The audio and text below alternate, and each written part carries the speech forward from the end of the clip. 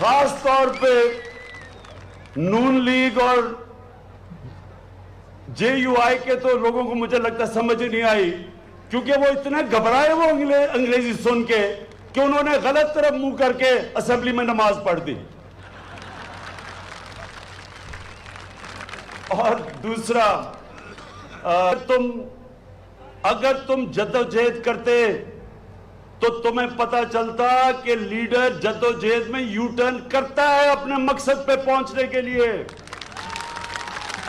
یہ لیڈرشپ کا خاص کمال ہے۔ اور اگر یو ٹرن کا مطلب سمجھتے تو آپ اور آپ کے والد صاحب اس مشکل وقت سے نہ گزرتے۔ میں آپ کو اب بتاتا ہوں کیوں۔ جنرل مشرف نے امریکن پریشر میں آ کے آپ کے والد صاحب کو این آر او دے دیا۔ جب آپ کو این آر او ملا تو $60 ملین آپ کا سوئٹزرلینڈ میں پڑا تھا، وہ بھی آپ کو مل گیا۔ $6 کروڑ $6 کروڑ سوئٹزرلینڈ میں پڑا تھا، وہ آپ کو مل گیا این آر او جب ملا۔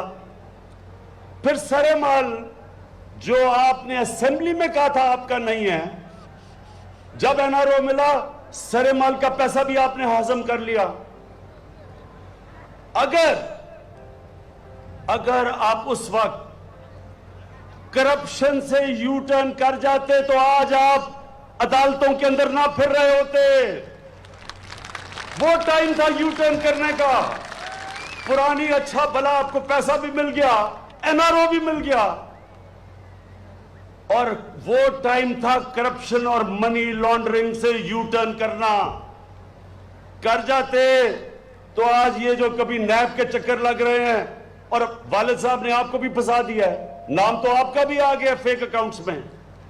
تو یو ٹرن بلاول کئی دفعہ بڑی اچھی چیز ہوتی ہے، بڑی مشکلوں سے بچا دیتی ہے۔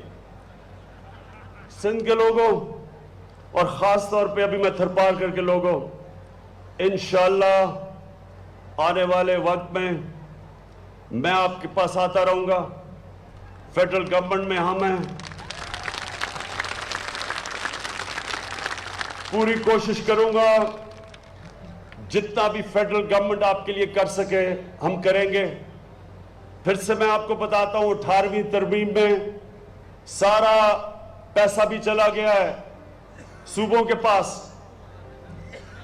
اور صوبوں کے پاس اب جتنا پیسہ کبھی پہلے نہیں تھا، اور فیڈرل گورنمنٹ تو بینکرپٹ ہے۔ میں آپ کو آخر میں صرف تاکہ آپ سمجھ جائیں، بڑا پاس نامہ میں انہوں نے کہا کہ کیا کیا فیڈرل گورنمنٹ کو کرنا چاہیے، صرف آپ کو موٹی موٹی چیز سمجھ جائیں۔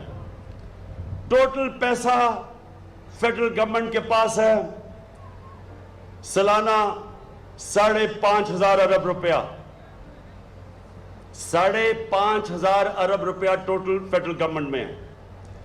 اس میں سے تقریباً 2,000 ارب روپیہ صرف قرضوں کی قسطوں پہ جاتا ہے۔ جو قرضے 10 سال میں چڑھے ہمارے پہ، تو ٹوٹل 5,500 ارب جو ٹوٹل پیسہ ہے فیڈرل گورنمنٹ، 2,000 ارب روپیہ قرضوں کی قسطوں پہ چلا جاتا ہے۔